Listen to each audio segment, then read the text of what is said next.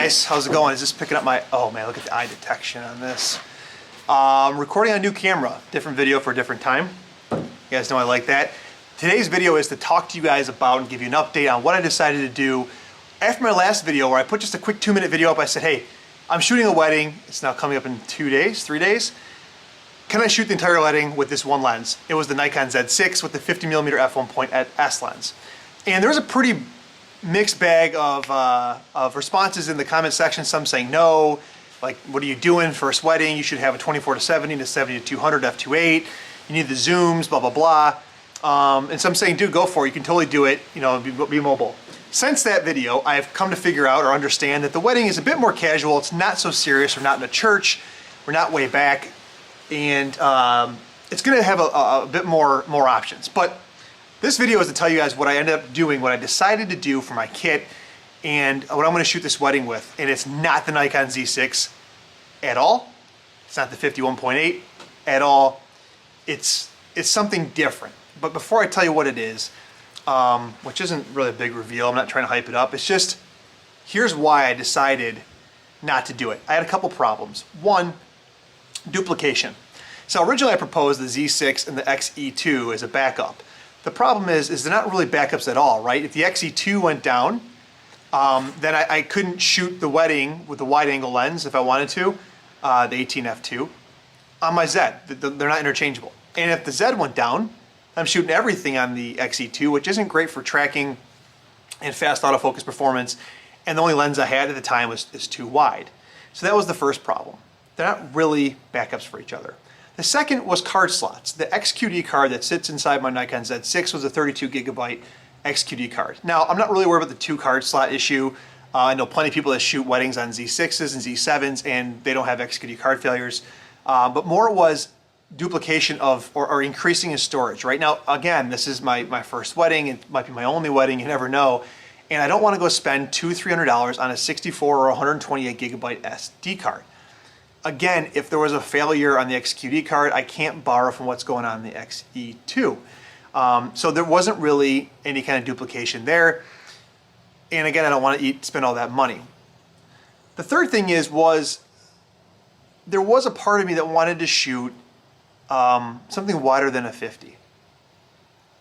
Maybe even a little tighter than the 50, right? The 50 is great for all around, but sometimes you want more compression, sometimes you want wider. So the answer is yes, you could shoot on the 51.8 for everything, but I don't know if I wanted to do that. Ideally, I want an 85 and a 24, or 85 and a 35. That'd be great. That's kind of what I was going for. So I had that thought. So what I ended up doing was getting yeah, this is the bad boy right here, the Fujifilm X-T3, not the X-T4, for a couple of reasons. The X-T4 is still $1,700 brand new. They're selling this with memory card and other things for $999 right now. And so I went back to my X-T3.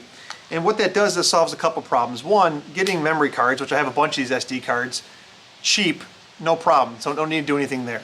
Two, I got backup right here, and I got backup with the XE2. Let's see if I get this into focus on there. Boop. This is the XE2. I'm supposed to do product showcase. Look at that. Okay. I'm done showing you stuff. So these truly are backups of each other in terms of being able to accept lenses, SD cards, and batteries. And so I solved all those problems by picking this up instead of this, or instead of the Z6. The other thing it did, from a perspective of lens choices, is this being half the cost of a Z6 right now allowed me to buy some lenses. So I already had the 18f2, which I was going to shoot on the XE2, but then I went and bought this bad boy right here, which is the 23mm f2. I picked up this guy right here, the 50 f2, and then on the camera here I have, well, this bad boy, it's the 35 f2. So now I have 18, 23, 35, 50, f2, all interchangeable on the same camera. I bought a lot of these either open box or used for the same cost as the Z6 with the 24-70 kit lens, not even considering the 51.8. I actually saved $500 in making this move. So I'm back to Fuji. I also figured out, when I was doing some of the autofocus tracking stuff that's on the Z6, it's not that it's bad. I just don't like the way it's implemented. So you have to set the camera on the Z6 to wide focus area. and then there's a little square in the middle, and you have to like hit your target, almost like you're playing duck hunt, and then it'll track it. But it does lose it. It's not that great. The thing that Fuji does better, from a tracking perspective, I'm gonna get to show you guys this, if this makes sense. Am I on single shot? Yeah, continuous. So if you see right here, there's a box in the middle, right? Whatever I hit with that box, and you guys can see it in the screen. For example, here's my face, and I move, it'll track me. It'll continue to track me all the time. I actually like that implementation better. Olympus does something similar, and I like that a lot better. That there's a constant box in the middle. I lock it on my target, half press the shutter so autofocus continuous is engaged, and then no matter where I move the camera, as long as that subject stays in frame, it stays locked and continue focuses on that. I love that implementation as opposed to what Nikon's doing. So I felt more comfortable as a bride's walking down the aisle, or there's movement with kids, you know, whatever, a dog, they have a dog in this wedding. I felt more confident that I could nail the shot with that approach to it. So I decided to shoot this entire wedding on Fuji, the X-T3 being the main camera, the X-E2 on my hip, and just changing lenses based on the circumstances that I'm in with the f2 primes. The f2s over the 1.4 is because they're faster to autofocus. They're weather sealed, it's an outdoor wedding, not that I expect rain, and they're cheaper. So they helped me get the kit complete. Although, you know, the 56-1.2 and the 23-1.4 are probably phenomenal lenses. They are phenomenal lenses. Yeah. So that's what I did. So that's an update.